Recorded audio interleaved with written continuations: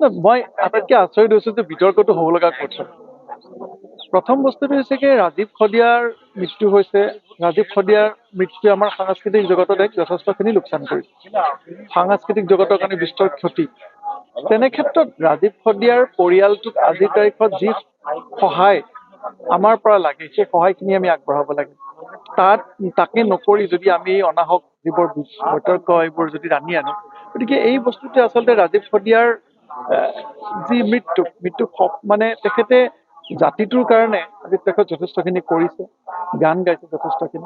গতিকে তেওঁৰ মৃত্যুত আমি শোকমৰণ হোৱাৰ লগতে তেখেতৰ পৰিয়ালটোকো আমি আজিৰ তাৰিখত সহায় কৰিব লাগে আৰু আগন্তুক সময়লৈকে সহায় কৰি গৈ থাকিব লাগে। এতিয়া গানটোৰ কথাটো এনেকুৱা যে সেই গানটোৰ যাৰ হাতত কপিৰাইট আছে, কপিৰাইট মানে যাৰ হাতত মালিকী স্বত্ব আছে, তেওঁ হৈছে কিশোৰ বৰুৱা বুলি এজন প্ৰডিউচাৰ, তিনিচুকীয়াৰ এজন প্ৰডিউচাৰ। মই কথাখিনি আচলতে ক'ব খোজা নাছিলো যদিও মই কৈ দিলো এটলিষ্ট যাতে মানুহে গম পায়। কিশোৰ বৰুৱাই সেই গানটো ৰাজীৱ খদিয়াকো গোৱাইছিলে আৰু সেই একেটা গানকে মোকো তেখেতে গোৱাইছিলে, য'ত যিজন কম্পজাৰ আছিলে সঞ্জয় আৰু এলবাৰ্ট বুলি এজন কম্পজাৰ আছিল। এতিয়া ৰাজীৱ খদিয়াও গায়ক আৰু ময়ো গায়ক। গতিকে তেনে ক্ষেত্ৰত মই কি গম পাওঁ যে সেই গানটোৰ মালিকী স্বত্ব কিশোৰ বৰুৱাৰ লগত আছিলে। গতিকে যিজনে সেই মালিকী স্বত্বটো লৈছে তেওঁৱে যদি মোৰ প্ৰযোজক হয়, তেওঁৱে যদি ৰাজীৱ খদিয়াৰো প্ৰযোজক আছিলে, তেতিয়াহ'লে কেনেকে ৰাজীৱ খদিয়াৰ গানৰ পৰা মই ললো বা মোৰ পৰা কোনোবাই ললে, এইটো সম্ভৱ হ'ব নোৱাৰে। গতিকে সেইটো ভুল বুজাবুজি এটা হৈছে, সেইটো মই আঁতৰাই দিছো। আৰু ৰাজীৱ খদিয়াৰ লগত আমাৰ সেইটো কথা আগতে 15 বছৰ আগতে হৈছে, যেতিয়া গানটো ৰিলিজ হৈছে। ৰিচেণ্টলি কিবা কাৰণত হয়তো ৰাজীৱে ভালকে পোষ্টটো পঢ়ি নাচালে বা তেনেকুৱা হ'ব পাৰে। মই এতিয়া ৰাজীৱৰ কথা নকওঁ, আমি যথেষ্টখিনি দুখ পাইছো, সুখ পাইছো। এইখিনি সময়ত ৰাজীৱ হেৰাই গৈছে, সেইটোৱে আমাৰ কাৰণে বহুত ডাঙৰ খবৰ। সেই পোষ্টটোত মই লিখিছিলো আমাৰ গান বুলি। মই মিডিয়াৰ যিসকল বন্ধু আছে তেখেতসকলক সেই পোষ্টটো দেখুৱাবলৈ মই অনুৰোধ জনালো। তাত লিখা আছে আমাৰ গান বুলি। আমাৰ আৰু মোৰ মাজত নিশ্চয় পাৰ্থক্য আছে। গতিকে যিসকলে সেই বস্তুটো লৈ পেলাই কন্ট্ৰভাৰ্চি কৰিব বিচাৰিছে, তেখেতসকলে ভালকে যদি পোষ্টটো পঢ়ি চায়, তাত আমাৰ শব্দটো লিখা আছে। আৰু তাৰ তলত ৰাজীৱে যেতিয়া কথাটো কৈছিলে, পিছত মই ৰাজীৱক লগে লগে ফোন কৰি কৈছিলো যে ৰাজীৱ, মই তাত আমাৰ গান বুলি লিখি থৈ দিছো। আৰু হয়তো ৰাজীৱে সেই কমেণ্টটো ডিলিট কৰিবলৈ পাহৰিলে বা তেনেকুৱা কিবা এটা হ'ল, কিন্তু সেইটো অলৰেডি মই ৰাজীৱক কৈ থৈ দিয়া আছিলে। আৰু এটা কথা যে আজি যিসকল ব্যক্তিয়ে বিভিন্ন ধৰণে সমালোচনা কৰি আছে, এজনৰ পিছত এজন শিল্পীক ধৰিছে, তাত এটা বস্তু আমি চিন্তা কৰিব লাগিব যে ৰাজীৱ খদিয়া ঢুকুৱাৰ দিনা তাৰ আগৰ পৰাই মোৰ লগত কণ্টেক্ট আছে। ৰাজীৱৰ মোৰ লগত যথেষ্টখিনি ভাল। ঢুকুৱাৰ 4 ঘণ্টা 5 ঘণ্টাৰ পিছতে প্ৰথম পোষ্টটো মোৰ পৰা গৈছিলে। ছচিয়েল মিডিয়া পোষ্টটো যদি আপোনালোকে চাই, সেইটো আজিও আছে। প্ৰথম পোষ্টটো মোৰ পৰা গৈছিল।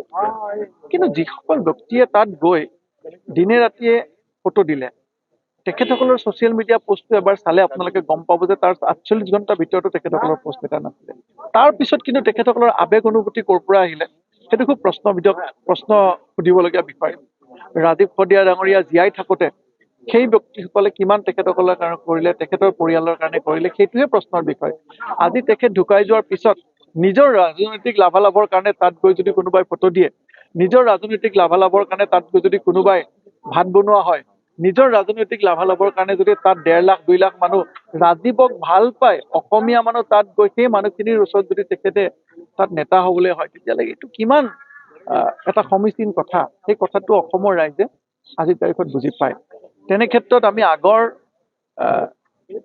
বহুত ক্ষেত্ৰত দেখিছো যে আগৰ এনেকুৱা বহুত আন্দোলনত আমি দেখিছো যে কাৰোবাৰ উচতনিত কেইটামান ডেকা ল'ৰা ইতিমধ্যে আমাৰ পৰা হেৰাই গৈছিলে, কিন্তু সেই ডেকা ল'ৰাকেইটাৰ পৰিয়ালবৰ্গক কিন্তু সেই নেতাসকলে আজিৰ তাৰিখত লগত নাই। সেই নেতাসকলে ডেকা ল'ৰাকেইটাৰ পৰিয়ালবৰ্গক এৰি দিলে। আপোনালোকে গৈ পৰিয়ালবৰ্গক যদি প্ৰশ্ন কৰে, তেখেতসকলে ক'ব যে আমাক যিটো তেখেতসকলে সেইখিনি সময়ত কৰিলে, আজি সেই মানুহবিলাকে আমাক এৰিলে, আমাৰ ফোনো নধৰে। গতিকে মই ভাবো যে শিল্পীক সদায় শিল্পী হিচাপে থাকিবলৈ দিব লাগে। শিল্পীৰ লগত ৰাজনীতিক কেতিয়াও একাকাৰ কৰিব নালাগে। শিল্পীক শিল্পকৰ্মত ব্যস্ত থাকিব দিব লাগে। অসমৰ ৰাইজে প্ৰতিজন শিল্পীক শিল্পী হিচাপে ভাল পায়। গতিকে তেখেতৰ লগত যেতিয়া ৰাজনীতি কৰিবলৈ কোনোবা ব্যক্তি উদ্যত হ'ব, তেতিয়াহ'লে সেই ৰাজনীতি সদায় খুব ভাল ৰাজনীতি নহয়, সেই আচলতে আমি ক'ব পাৰিম যে এইটো নিগেটিভ পলিটিক্স হ'ব। গতিকে মই অনুৰোধ জনাওঁ, অসমবাসী ৰাইজে সকলো বস্তু চাই আছে, অসমবাসী ৰাইজে সকলো বস্তু দেখি আছে। ৰাজীৱ খদিয়াৰ প্ৰতি আমাৰ যিখিনি কৰ্তব্য জীয়াই থাকোঁতে কৰিব লগা আছিলে, সেইখিনি আমি কোনোৱে নকৰিলো। আমি দেখিছো কোনো ৰাজনৈতিক নেতাই নকৰিলে, যিসকলে আজিৰ তাৰিখত তাত গৈ প্ৰশ্নবোধক চিন মাৰিছে। কিন্তু অসমৰ মাননীয় মুখ্যমন্ত্ৰী ডক্টৰ হিমন্ত বিশ্ব শৰ্মা ডাঙৰীয়াই ৰাজীৱ খদিয়াৰ পৰিয়াললৈ 5 লাখ টকা অনুদান লগে লগে আগবঢ়াইছে। সেই কথাটো সংবাদ মাধ্যমে ইতিমধ্যে প্ৰকাশ কৰিছে, অসমৰ ৰাইজেও জানে। গতিকে আজিৰ তাৰিখত মই সকলোলৈ অনুৰোধ জনাইছো যে ৰাজীৱ খদিয়াৰ পৰিয়ালৰ প্ৰতি এতিয়া কৰ্তব্যখিনি সকলোৱে কৰিব লাগে, আৰু যাতে ৰাজীৱৰ সৰু ল'ৰাটোৱে অসমত নিজৰ দেউতাকৰ যি গৌৰৱ, সেই গৌৰৱ ৰাখি অসমৰ সাংস্কৃতিক জগতখনত যাতে সেই সৰু ল'ৰাটোৱে নিজৰ প্ৰতিভা বিকাশ কৰিব পাৰে, তাৰ প্ৰতি লক্ষ্য ৰাখিবৰ কাৰণে মই সকলোকে অনুৰোধ জনাইছো।